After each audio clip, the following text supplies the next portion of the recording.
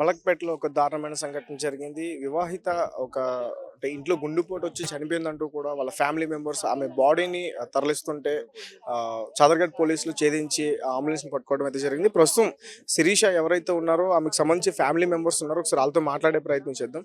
Sir చెప్పండి అసల ఆ అమ్మాయి చనిపోయిన తర్వాత మీకు ఇన్ఫార్మ్ చేశారా? లేదా ఇన్ఫార్మ్ చేయకుండా బాడీని తీసుకెళ్ళిపోతున్నారు అని చెప్తున్నారు. అవును. యాక్చువల్లీ ఇది ఏంటంటే అండి 10:10కి మా బ్రదర్, నా ఓన్ బ్రదర్ ఎవరైతే ఉన్నారో కాల్ చేశాను. నేను చర్చ్‌లో ఉండే. నేను రెస్పాండ్ చేయలేదు. టెస్ట్ పెట్టమన్నాను. టెస్ట్ చేశాడు. ఇట్లా శిరీష చనిపోయింది అనని. అవ్వని చెప్పి నేను అడిగాను.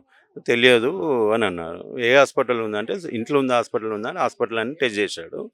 వెంటనే ఏం చేశామంటే వెంటనే వాళ్ళకి మా కోడలిదే నెంబర్ ఒక్కరే ఉన్నాయి. వాళ్ళ తరఫున ఎవరి నెంబర్స్ మా దగ్గర లేవు. నా కోడలికి ఫోన్ చేస్తే వాళ్ళ తోడి కోడలు లేపింది. అంటే హస్బెండ్ వాళ్ళ సిస్టర్ ఫోన్ లేపింది. ఫోన్ లేపేసి నేను మా బ్రదర్ కాంకాలు ఉన్నాము.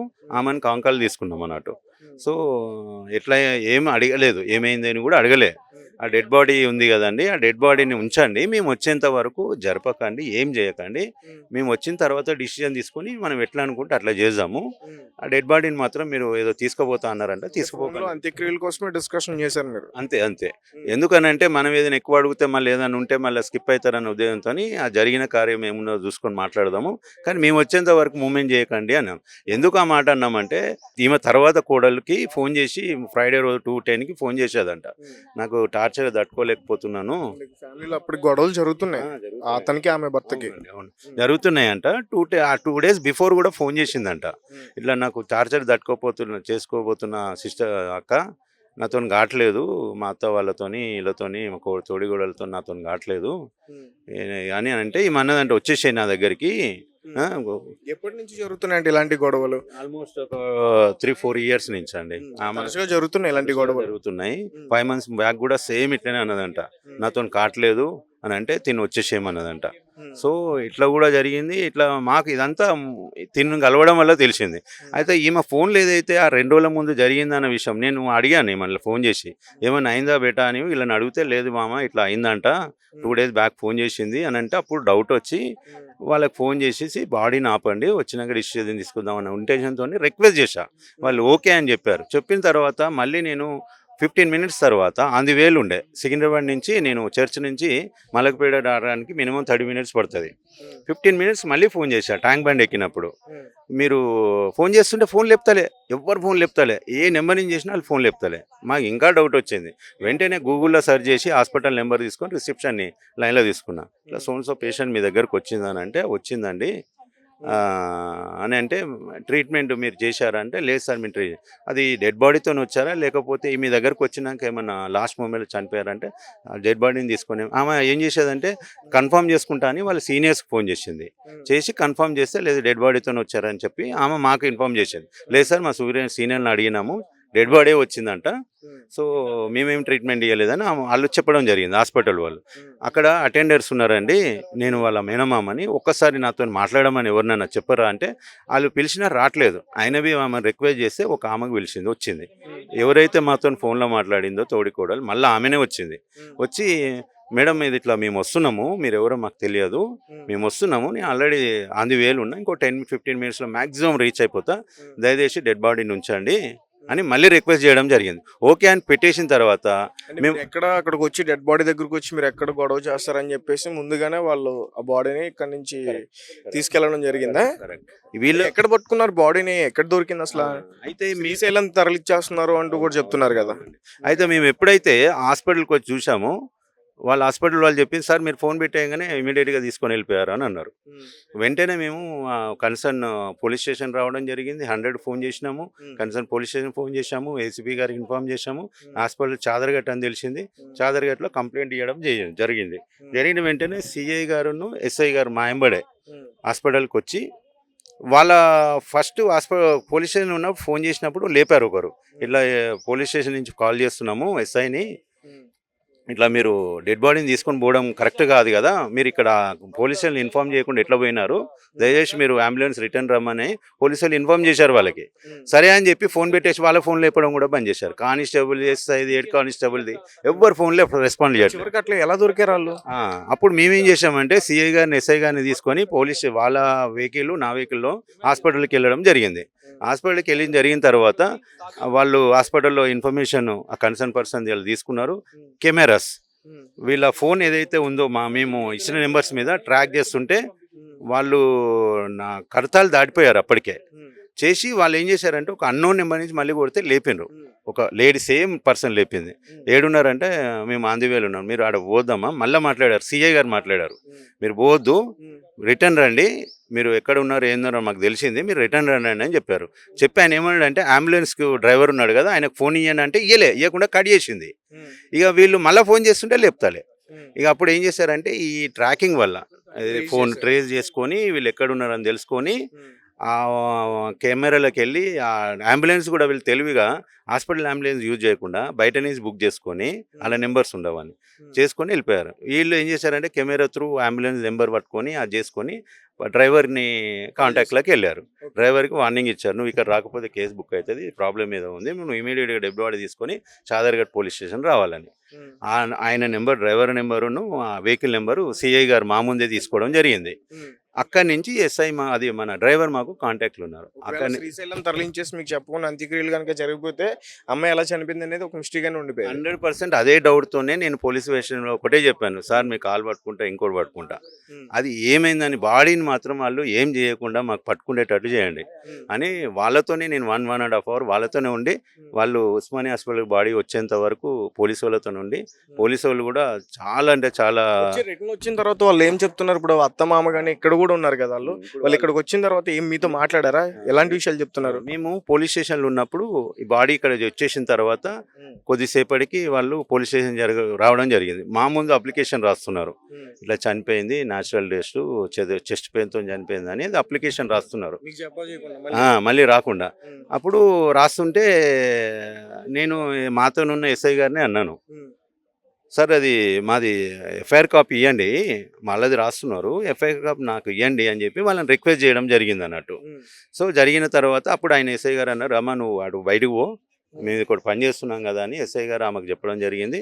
వాళ్ళు వెళ్ళిపోయినాక మాది కంప్లైంట్ రాసుకున్నాక వాళ్ళు పక్కన వచ్చి కూర్చున్నారు.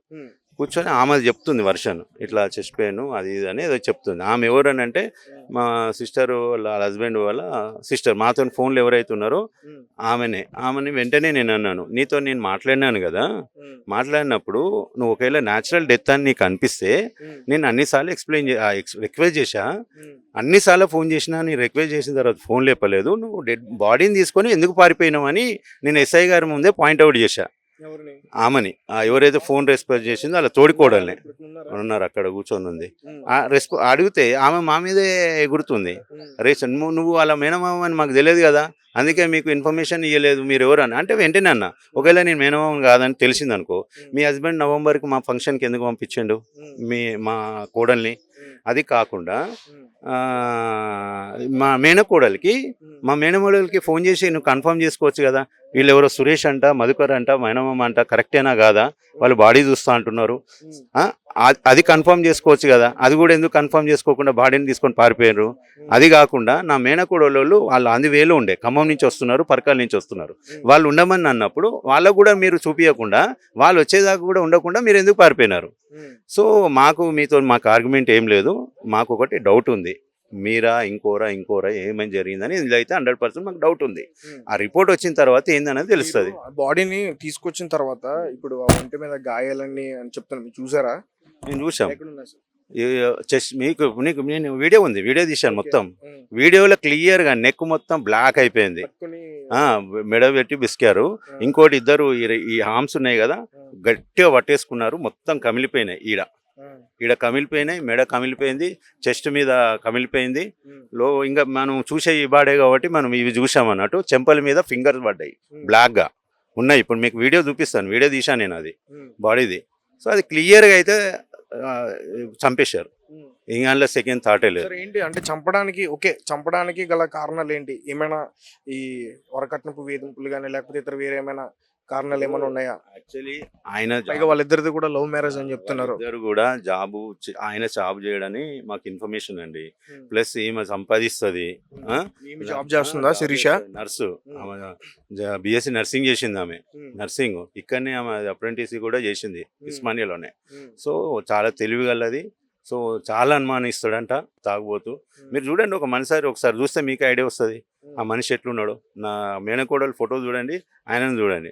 సో ఇద్దరు పెళ్ళైనప్పుడు ఎట్లున్నారు, ఇప్పుడు ఎట్లున్నాడు, నా మేనకోడలు ఎట్లుంది. పెద్దలు సమక్షంలో పెళ్లి జరిగిందా? వాళ్ళు ఓన్లీ వాళ్ళ సిస్టర్స్ ఆడు ట్రాప్ చేసి ఆమెను పెళ్లి చేసి ఉన్నారండి. అప్పటి నుంచి ఇప్పటి వరకు వాళ్ళు మా దగ్గర రారు. మాకు మేనకోడలు ఒక్కరే మా ఫంక్షన్స్కి అటెండ్ అవుతారు. సో ఆ మేనకోడలు తప్ప మాకు ఫోన్ నెంబర్ లేరు. మళ్ళీ వాళ్ళు పెంచుకున్న వాళ్ళు ఎవరైతే ఉన్నారో వాళ్ళ నెంబర్సే ఉన్నాయి మాకు. వీళ్ళకి సంబంధించి మాకు ఏం లేదు కాంటాక్ట్. సో ఇదైతే 200% చెప్తున్నాం అండి. ఇదంతా అత్త, మామ ఇద్దరునా? అత్తమామ పేరు కూడా చెప్పింది. మొన్న ఫ్రైడే రోజు కాల్ చేసినాడు మా అత్త మామను. రికార్డింగ్స్ అన్ని కూడా ఇచ్చారండి పోలీసులకి? ఇచ్చాము రికార్డ్స్ ఇచ్చాము. సో వీడియో కూడా మీకు చెప్తున్నా, లాస్ట్ మీతో మాట్లాడినప్పుడు, మీతో కాకుండా వాళ్ళ సిస్టర్తో మాట్లాడినప్పుడు వాళ్ళు ఎలాంటి విషయాలు చెప్పింది, వాళ్ళ కుటుంబానికి సంబంధించి ఏ విషయాలు షేర్ చేసుకుంది?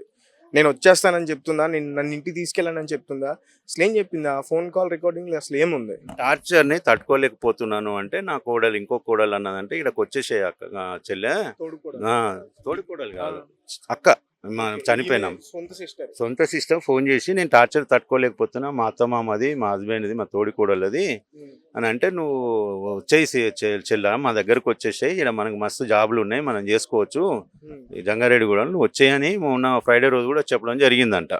ఇది కాకుండా ఇదంతా అయిపోయినాక వాడు ఏమన్నాడు తెలుసా? ఇదంతా అయిపోయినాక నిన్న పోలీస్ స్టేషన్లో అనేది అయిపోయినాక వాడు ఏం మాట్లాడతాడంటే,